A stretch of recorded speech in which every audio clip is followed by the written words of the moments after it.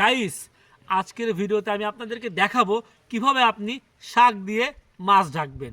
চলুন প্রথমে আমরা কিছু শাক উঠিয়ে নেব। চলে আসো। এই যে পালং শাক, আমরা এখান থেকে বেশ কিছু পালং শাক উঠিয়ে নিব। আমাদের শাক উঠানো শেষ, এবার আমরা মাছ মারবো। এই তো, বিসমিল্লাহ।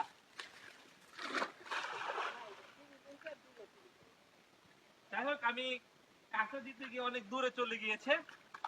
এখন দেখবো কয়টা মাছ উঠে। মাছের একটা ইঙ্গিত আমরা পেয়ে গেলাম, আশা করি ভালো মাছ উঠবে। দেখা যাক, দেখতে থাকুন। যাই হোক, অনেকগুলা মাছ উঠেছে। উপরে উঠে যাও, উপরে যাই। মাছ শীতের কারণে বড় হয়নি। আমাদের রান্না বাড়া শেষ, এবার আমি আপনাদেরকে দেখাবো কিভাবে শাক দিয়ে মাছ ঢাকবেন।